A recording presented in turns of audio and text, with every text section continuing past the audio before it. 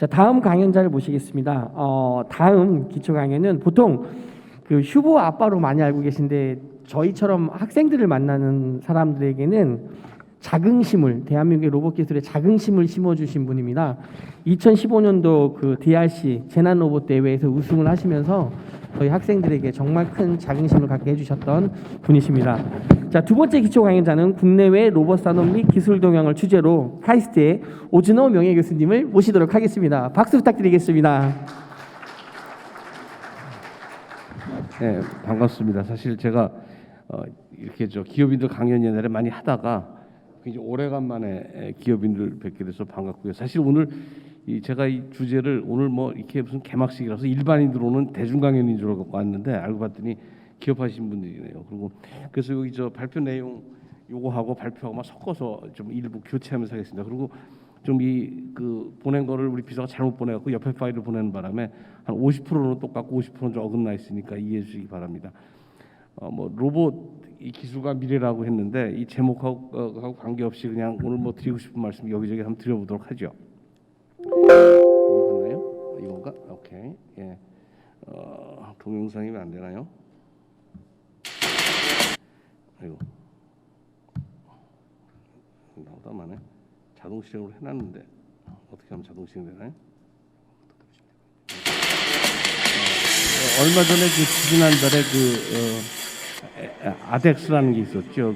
항공 국방 전시회라고 그래서 성남공항에서 크게 했었는데 그 당시에 이제 VIP 앞에서 이제 로봇캐가 왔다 갔다 하는 거를 시연한 적이 있었습니다. 그래서 뭐 되게 재밌게 보고 그랬는데 그리고 그 다음 주에는 우리 잘하는 로봇월드가 있었죠. 로봇월드가 있어갖고 그때 이제 이때는 호스트가 VIP였고 그 당시엔 호스트가 국무총리셨는데 그 당시에 이제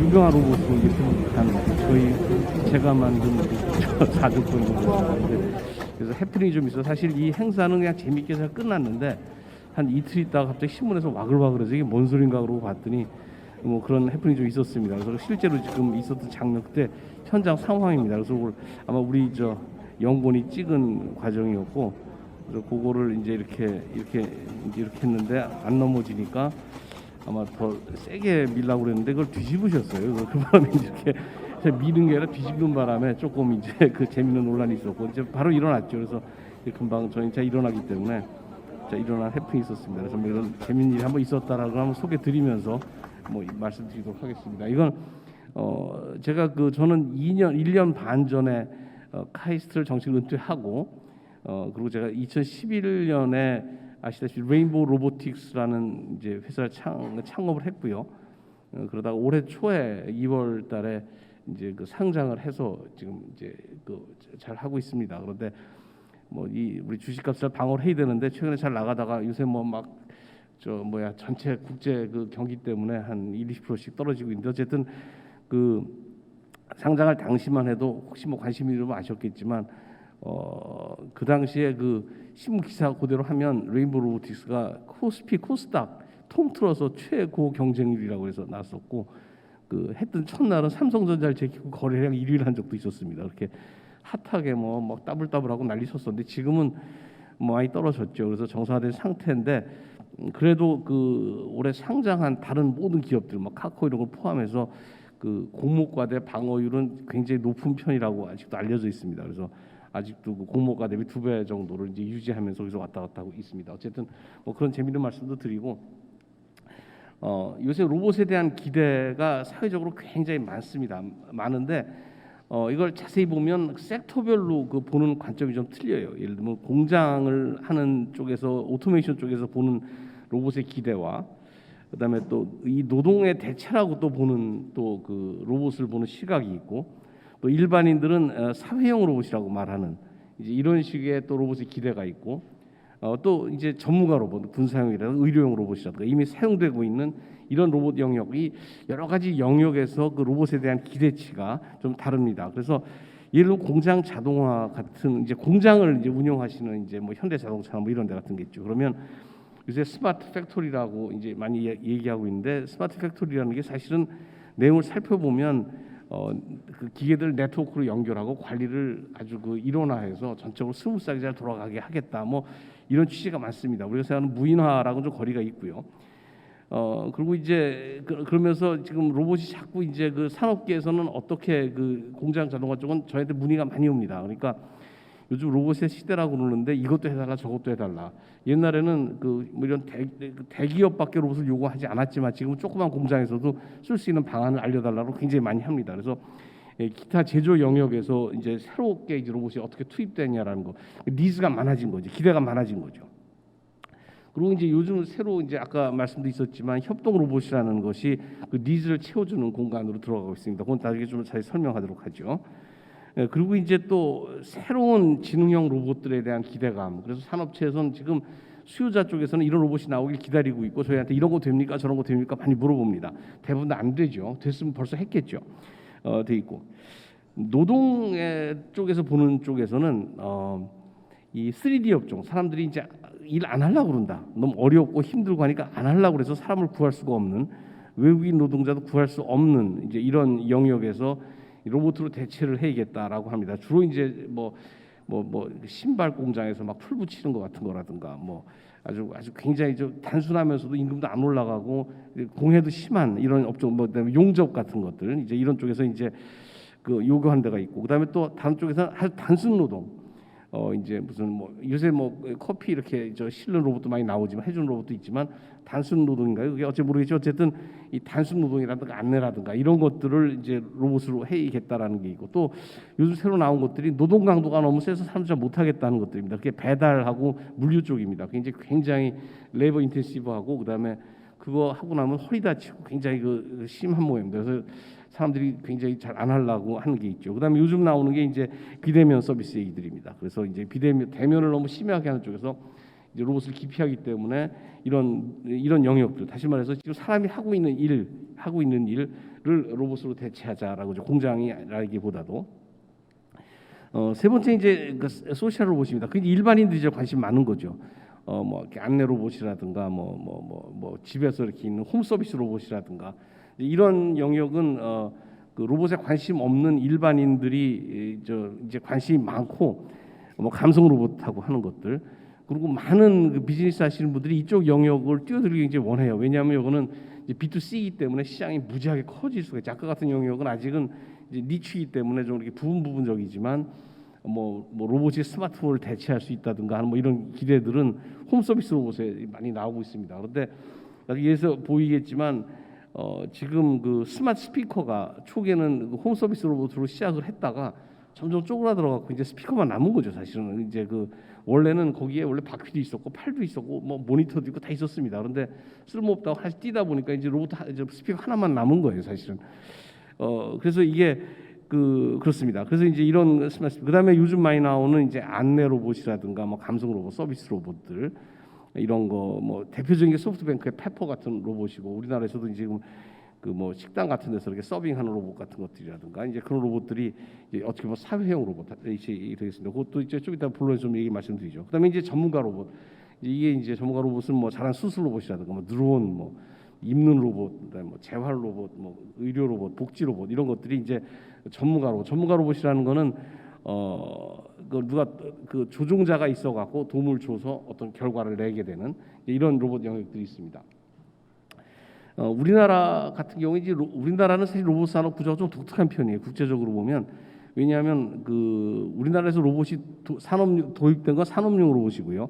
도입되기 시작한 건 70년대 말, 실제로는 80년대입니다. 80년대 중반부터 본격적으로 들어와서 중반 그다음에 말 90년대 초에서 그때까지는 뭐 지금이 중국에서 말하는 제조 중국 2025 하는 것이 그때는 우리나라는 G7 프로젝트라고 그래갖고 우리나라가 이제 G7에 들어갔다가 산업 구조를 완전히 바꾸겠다 하는 그 무브먼트가 80년대 중후반 제가 이제 막 부임한 직후에 굉장했습니다. 그래서 그때는 뭐 요즘은 인공지능이지만 그때 오토메이션이라 그러면 다 뭐 잡을 얻을 수 있는 시기가 있었고 그때 우리나라에는 로봇이 하드웨어적으로 들어오면서 그 당시에 이제 그 로봇 공부를 많이 시작했는데 이미 기술 선진국에서 로봇 공부를 이 로봇 시스템은 이제 연구가 끝났기 때문에 주로 했던 것이 인공지능이라든가 인터랙션이라든가 뭐 UI라든가 이런 쪽에 연구를 많이 했습니다. 그래서 우리나라의 로봇 전문가들은 대부분 보면 거의 다 그 인공지능이라든가 약 소프트한 쪽 전문가들이 많고 하드웨어를 다뤄서 로봇 플랫폼 자체를 만드는 것을 습득한 분들이 경험한 곳이 거의 없습니다. 그러다 보니까 이제 그 소부장 문제에서 뭐 부품, 소재, 뭐 그다음에 장치, 뭐 설비 이런 것들은 거의 제로다라고 보는 게 뭐 맞을 겁니다. 이제 그러고 이제 그렇게 이제 도입이 됐죠. 그래서 표면적으로는 선진국하고 수준이 비슷한 걸 연구하고 있지만 내용을 뒤집어 보면 사실은 거의 다 도입된 장비들이라든가 부품을 이용해서 로봇이 만들어지고 있고 하는 현실이 있습니다. 그러다가 이제 2000년대 초에 뉴 밀레니엄 들어오면서 그 로봇 벤처 붐이 한번 전 세계적으로 불었습니다. 우리나라도 성장 동력, 7대 성장 동력 이런 얘기를 하면서 이제 붐이 불기 시작했을 때 벤처 붐이 막 불고 그 당시에 있던 것이 1가구 1로봇 시대가 온다라는 이제 그 유행어가 있었죠. 그 당시에 2002년도에 그때 이제 그 노무현 정권 들어오면서 성장 동력으로 채택을 하면서 10년 내로 1가구 1 시대. 그러니까 실제 2015년이면 이미 지났죠. 지금 우리가 1가구 1로봇 시대가 온다라고 얘기를 하고 그때 정부에서 지금 밀듯이 굉장히 많이 밀었습니다. 그래서 막 기업도 선정해서 했는데 그 5년 후에 이제 시제품들이 나왔는데 그것들이 아까 서비스 로봇이 옛날 이제 비교를 해보면 하도 오래돼서 이만 로봇이 집에 왔다 갔다 하면서 뭐 이름 부르면 오고 뭐 날씨가 어때면 대답하고 그리고 유치원에서 막 이제 뭐 영어도 가르치고 뭐 이제 이런 것도 하고 막 했었는데 그게 그 실효성에 비해서 거치장스럽다고 그래서 이제 완전히 퇴출당합니다. 그러면서 이제 그 닷컴 그 유행이랑 같이 꺼지면서 소위 이제 버블이 꺼지면서 로봇하고가 철퇴를 맞죠. 그래서 조용하다가 이제 그래서 이제 여기서 나온 것도 그러다가 이제 한 10년쯤 지나서 그 전 세계적으로 마찬가지입니다. 갑자기 아시다시피 아마존 그다음에 소프트뱅크 뭐 구글 이런 데서 갑자기 로봇을 하겠다고 막 시작을 하면서 이제 뭐 무인 배송 얘기 나오면서부터 로봇 제2의 제3이라고 그럴까요? 로봇 붐이 불기 시작한 게 불과 그것도 이제 벌써 10년 지났네요. 저는 한 5년 정도 됐다고 생각했는데 벌써 10년이 지났습니다. 그래서 쭉 와서 중간 결과로 나온 것이 이제 그 아마존에서 물류 자동화하고 그다음에 소프트뱅크에서 이제 페퍼라는 로봇이 한 5년 전에 나왔고 그다음에 이제 구글에서는 사실 보스턴 다이내믹스를 비롯해서 7, 8개를 다 인수했죠. 그 당시에 이걸 주도했던 사람이 앤디 루빈이라는 사람이었는데 앤디 루빈하고는 저는 친분이 있어요. 그래서 우리 휘볼랩에 와서도 한 2박 3일 같이 지나면서 여러 가지 얘기도 했었고 제가 구글 초청받아 가서도 굉장히 깊게 얘기를 많이 했었는데 사실은 그 구글에서는 그 보스턴 다이내믹스를 인수한 것이 좀 패착이었습니다. 왜 그랬냐면 원래 소프트웨어 회사 그 당시에 이제 그걸 주도했던 앤디 루빈하고 이제 그 제임스 커프너하고 같이 얘기를 많이 했는데 마지막에까는 결국은 소프트웨어 회사에서 하드웨어랑 그 결이 맞지 않는 겁니다. 그러니까 거의 그 하드웨어 좀 방치하다시피 하고 그래서 그 보스턴 다이내믹스나 손도 안 대고 너 마음대로 해라라고 하고 그렇게 한 2, 3년을 끌다가 결국 소프트뱅크로 넘어가고 소프트뱅크로 넘어갈 당시에 사실 토요타로 넘어간다는 말이 굉장히 많았습니다. 그때 이제 그 둘이 막 하다가 결국 소프트뱅크로 넘어갔고 그러다 소프트뱅크에서 한 3, 4년 가지고 있다 최근에 이제 그 현대로 넘어왔죠. 이 현대 오면서 제가 기자들한테 전화를 무지하게 많이 받았어요. 왜 현대에서 인수했냐? 제가 어떻게 알아요? 정의선 씨한테 물어보라고 몇 번 그랬는데 어쨌든 그 현대에서 인수를 함으로써 또 다시 또 로봇이 또 최근에 들으면서 다시 좀 잠잠했다 다시 최근에 들어서 다시 로봇이 각광을 받기 시작하는 그러면서 요즘은 이제 그 한 5년 전에는 말로만 하던 것이 이제는 실증적으로 이제 나오기 시작하는 이제 그런 결과로 있습니다. 뭐 이제 우리나라도 이제 그때 한 5년 전에 그래 많이 했던 게 네이버랩스를 창설하기도 하고 그다음에 이제 LG에서도 5년 전에 자기가 로봇을 본격적으로 하겠다 그러고 최근에는 현대에서도 로봇 산업을 본격적으로 하겠다 그러고 삼성은 제가 석좌고 교수 있고 많이 이제 컨설팅도 하지만 삼성은 좀 비하인드에서 소극적으로 하고 있지만 실제로 내용은 로봇 팀들이 이것저것 많이 하고 있습니다. 그게 이제 그러고 이제 그렇습니다. 그래서 이렇게 몇 개 로보티즈모 있고 그다음에 뭐 국내 회사들 많이 있죠. 아까 우리나라 지금 로봇에 상장된 회사들이 대기업에서 만든 이런 큰 회사들 말고 자력적으로 상장하는 회사들이 그렇게 많지는 않아요. 아마 로보티즈하고 저희하고 쭉 있었던 뭐 몇 개들이 있죠. 이제 그저 뭡니까 그 이렇게 나중에 합병해서 상장한 그다음에 또 유진 로보틱스도 있고 많이 있는데 실제로 순수하게 로봇을 바닥부터 시작해서 그 상장까지 해서는 그렇게 숫자가 많지 않은 것도 그렇게 알고 있습니다. 그래서 이제 하고 있고 로보티즈가 재작년에 작년인가 했었고요. 로보스타는 뭐 LG 계열 대기업이니까 말할 것도 없고. 그다음에 이제 그다음에 저 애경인가요? 잘 모르겠다. 이제 수술 로봇 그 인수했죠. 그래서 이제 그 현대사도 그 인수해서 또 하고 있고. 또 현대에서 최근에 뭐 사실 옛날에 입는 로봇 하다가 최근에 보스턴 다이나믹스 하면서 이제 본격적으로 하다고 선언을 했습니다. 어쨌든 이제 이제 로봇은 어쨌든 그게 보면 산업용 로봇이 있고 이제 그 서비스 로봇이 있는데 이 요즘 이제 산업용 로봇은 이미 거의 고착화되어 있기 때문에 최근에 나온 로봇 위주로 좀 말씀드리도록 하겠습니다. 우리가 말하는 요즘 로봇 보면 이제 뭐 홈 서비스 로봇 아까도 말했지만 그다음에 이제 의료용 로봇이라든가 군사용 로봇, 그다음에 위험 환경에 대응하는 로봇, 그다음에 엔터테인먼트 로봇.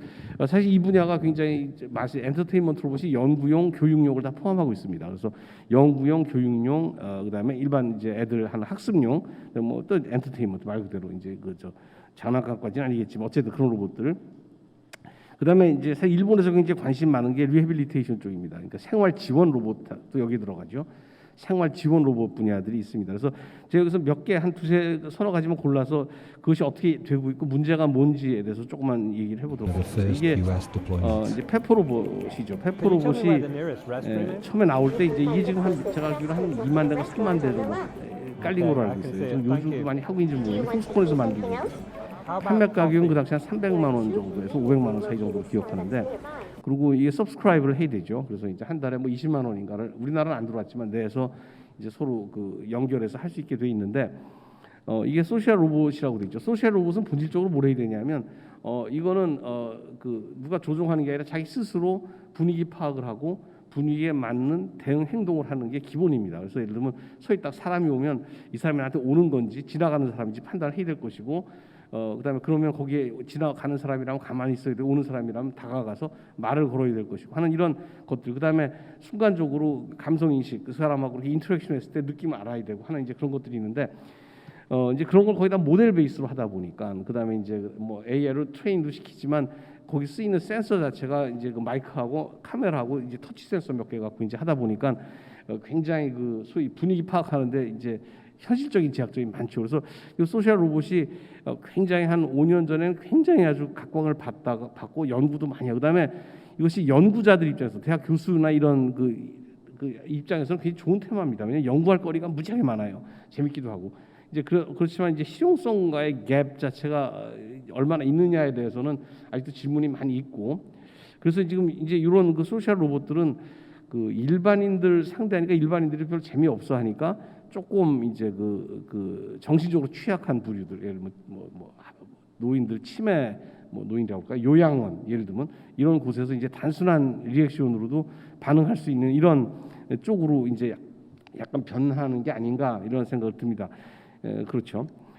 그다음에 이제 여기 제가 뭐 호텔 서비스 로봇이라고 하는데 사실 그 인도 딜리버리 로봇이죠. 인도 딜리버리 로봇. 그다음에 요새는 아웃도어 딜리버리 로봇이 이제 많이 들고 있는데, 이제 이게 아직 우리 해결 못한 문제가 슬랩 내비가 아직 해결이 안 된 문제입니다. 슬랩 내비가 크게 말하면 자율 자동차도 마찬가지고, 좁게 말하면 인도 내비게이션, 그다음에 아웃도어 내비게이션 문제인데, 슬랩 내비가 실험실 레벨에서는 굉장히 잘 되는데 현실 레벨에서는 현실에 돌아갔을 때는 굉장히 많은 그 예외적인 상황을 많이 부딪히죠. 이제 뭐 모빌리티도 마찬가지고, 그다음에 주변 환경 인식도 그렇고 조건도 그렇고, 그러다 보니까 이것이 이론적으로는 벌써 돌아다녀야 되는데 아직도 이제 인도에서도 이제 실제로 뭐 그 사용 예 정도가 보여주고 있지 이제 아직 보편화되진 않습니다. 그래서 그 문제가 여기 뭐를 가지고 있냐면, 인도 내비게이션은 그 로컬라이제이션이 힘들어요. 그러니까 비전 베이스로 하고 있지만 그것이 이제 천장이라든가 주변 환경이 어느 정도 갖춰져 있을 때는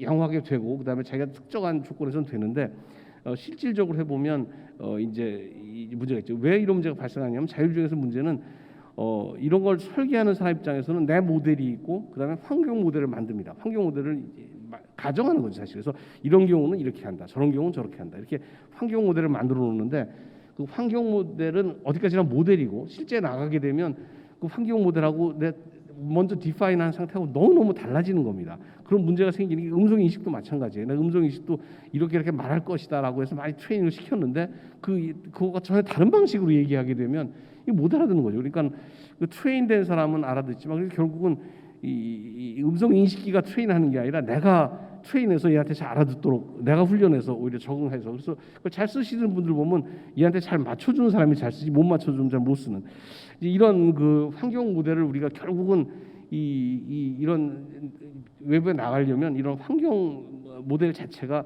가정할 수밖에 없고 가정한 것이 실제로 얼마나 잘 맞냐라는 그 내재적인 문제를 본질적으로 가지고 있습니다. 이건 이제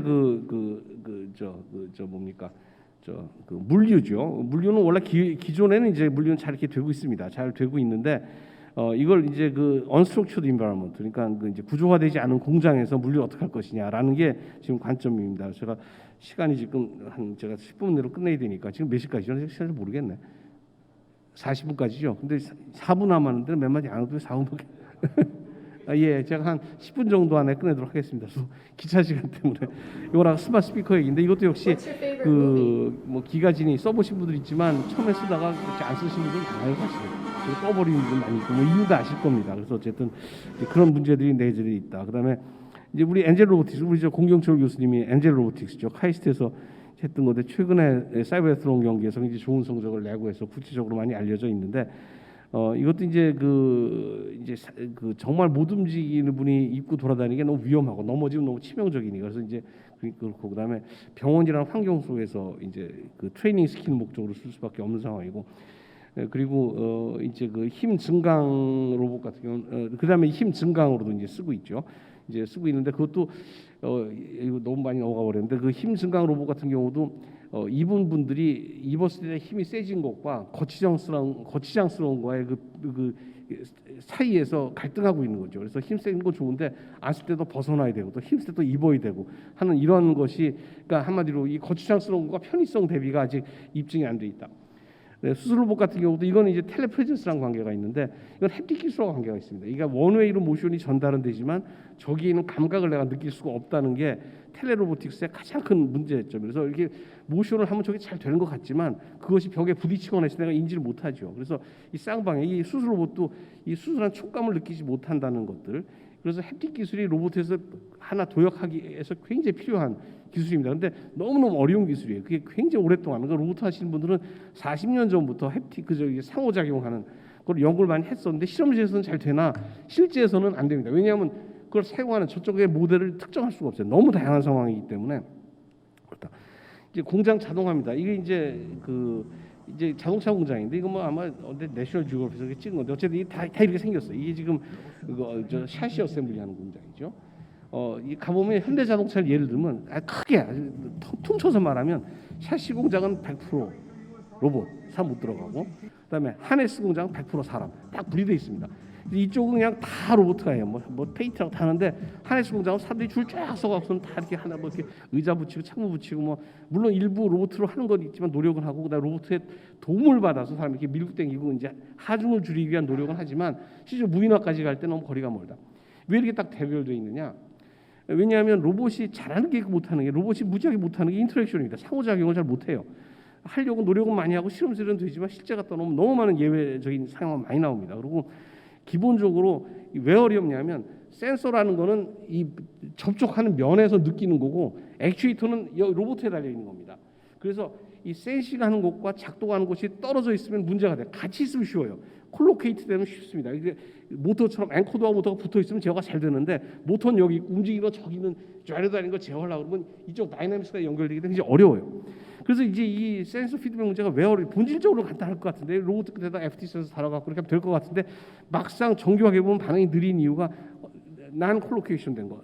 그러니까 위치가 틀리기 때문에 이 신호를 받아서 어찌고 저찌고 신호하다 보면 이미 타임 딜레이가 많고 다이내믹스가 인볼브되기 때문에 소위 말해 게인을 못 높이는 거죠. 이런 본질적인 문제를 안고 있기 때문에 그 실험실에서 잘 되는 것이 현실에서 굉장히 그 문제가 될 때가 많이 있다. 자, 또 시계 한번 보고. 그래서 나온 게 이제 이런 것들입니다. 뭐 이런 거 좀 시키고 싶은 거죠. 그다음에 뭐 이런 것들 같은 거 이제 종이접기 같은 거 이렇게 소프트한 거 이건 종이접기 하는 것처럼 보이지만 하는 게 아니죠. 사실 뭐 세 번 밀고 찢어져도 모를 겁니다. 아마 사람은 이렇게 침 발라서도 접고 뭐 이렇게 하는데 로봇은 그런 재주가 없어요. 그러니까는 이런 일을 못 시키는 겁니다. 단순히 로봇한테 이런 판을 들고 두 팔 들고 이렇게 돌리라 그러면 다 깨먹거나 떨어뜨리는 건 둘 중에 하나예요. 왜냐하면 힘을 많이 주면 깨질 거고 조금 주면 떨어뜨릴 거고 사람은 느낌으로 두 손으로 두 개가 그 코디네이트 모션을 하지만 그런 것들이 굉장히 그 어려운 작업 중에 하나들이다.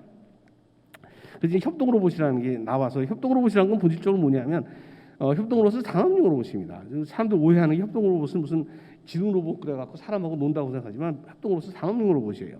산업용 로봇이란 건 뭐냐면 정확하고 강성이 있고 있어야 됩니다. 그다음에 어느 정도 스피드가 있어야 되고 그 조건을 만족한 산업용 로봇입니다. 우리가 서비스로 처음에 그 코봇이 나왔을 때 여러분 잘 아는 백스토 로봇이라든가 그다음에 저 MIT에서는 뭐지 그 좀 유명한 거죠.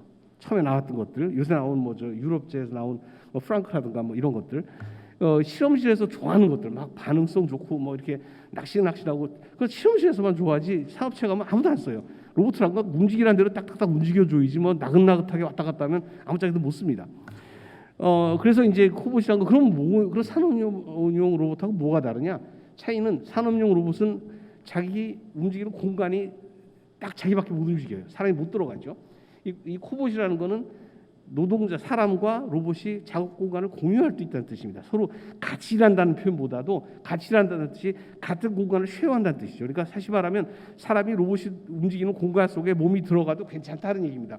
이 산업용 로봇은 법적으로 불가능해요. 그건 아예 그 막아놨기 때문에 빨간 줄 치고 돌아가야 되지만 아직 이 문제는 법적으로 해결 안 됐습니다. 우리 저 실장님 말씀하셨지만 이 법적으로는 아직은 코봇도 산업용 로봇의 위험한 로봇으로 구분되어 있기 때문에 법적으로 안 되지만 그 EU나 이런 데서는 묵시적으로 허용을 하고 있어요. 우리나라도 마찬가지입니다. 그래서 그냥 그 사고 안 나고 그리고 사고가 큰 그리고 거긴 저 EU의 그 ISO의 TS라는 규정을 만족하고 있어요. 그러니까 어느 정도 속도가 빠르면 안 되고 충돌나도 사람을 멍들 정도지 뭐 뼈가 부러지거나 하면 안 되고 이런 조건을 다 통과했기 때문에 웬만큼 충돌나도 크게 당하지 않습니다. 그러니까 그냥 쓰고 있는 거죠.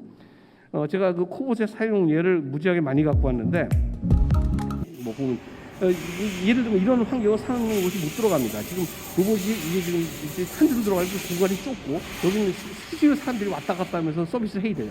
이런데 코봇을 일반 산업용 로봇 넣으면 돌아갈 동안 앞뒤로 아무도 못 들어가고 사람 들어가면 전체 라인을 세워야 됩니다. 예를 들면 이런 어플리케이션 같은 게 이제 새로 이제 등장하기 시작하는 거죠. 지금. 그다음에 이제 이렇게 이렇게 기존의 로봇이 들어갈 수 없는 옆에 조그만 이게 들어가서 이제 작업을 같이 한다든가. 그다음에 이제 이렇게 지금 같이 뭡니까 신발 공장에서 노동자들이 한 라인에 쭉 있는데 가운데 껴서 로봇이 껴서 이렇게 작업을 하는 상황 같은 거 풀 바르는 것들. 그다음에 이제 용접 같은 경우도 지금 이런 용접기에서는 전부 사람이 티칭해서 그 용접합니다. 사람이 보면서 같이 움직여요. 이런 경우에 지금은 현재 로봇 갖고는 산 어려운 부분이 있다. 쓰긴 쓰지만 법적 제약이 많이 있다는 얘기죠. 그다음에 이제 이렇게 뭐 폴리싱 같은 거. 그래서 이런 것들이 뭐냐면 중소기업 공장에서 로봇 못 쓸 수 있는 겁니다. 옛날에 산업용 로봇은 전문 프로그래머가 있고 공간에 하고 법이 까다로워서 굉장히 설치가 어려웠지만 지금 사다가 간단하게 그냥 사람 왔다 갔다 하면서 시킬 수 있는 그런 환경 구성이 가능한 거죠. 뭐 이렇게 푸드 프로세싱도 하고 있고 그다음에 이게 사람 얼굴을 사진 찍어서 하는 무슨 어떤 안경점이에요. 제가 알고 있기로는. 그래서 사람이 앉아 있으면 저 사람 얼굴 가려놨네. 휴보 대가리로 가려놨는데 사람입니다. 그래서 카메라가 이렇게 찍어갖고 3차원 걸 뽑아서 이제 안경을 맞춰주는 이런 어플리케이션도 산업용으로 불가능한 어플리케이션입니다. 그다음에 이제 뭐 누가 의자 조립하는 거를 또 이렇게 했는데 이건 뭐 시간이 있으니까. 자 그리고 또 하나 중요한 사실은 뭐냐면 잘못치겠다. 큰일 났다 이거. 이 로봇의 본질이 자율성과 모빌리티인데 이 자율성에는 딜레마가 있습니다. 기본적으로 뭐냐면 자율성을 높여주면 이게 깽판칠 가능성이 많고 자율성을 낮춰주면 다 매뉴얼로 해야 됩니다. 그다음에 모빌리티도 마찬가지예요. 너무 빠르고 힘세면 위험하고 힘이 없으면 쓸모가 없고 그래서 그 적정한 선에서 맞춰줘야 된다. 그래서 우리가 음성인식을 내가 디바이스를 만들었는데 100% 음성인식이다. 100% 음성인식이라고 해놓고 나면 이게 깽판치고 나면 대책이 없어요. 뭐 하드 스위치를 꺼주든가 해야지. 예를 들면 뭐 아까처럼 페퍼 같은 로봇인데 100% 자율성이 못 알아들으면 어떡할 거예요. 그러니까 뒤에 뚜껑 열고 뭐 할 수도 없고. 그러니까 어디까지 알아듣게 하고 어디까지 내가 간섭할 수 있냐. 그 범위를 정하기가 굉장히 어려운 문제입니다. 그래서 지금 시중에 나온 로봇들이 안내 로봇 같은 게 비실비실하냐? 빨리 안내하면 될 텐데. 왜냐하면 빠르면 위험하고 사고칩니다. 100%.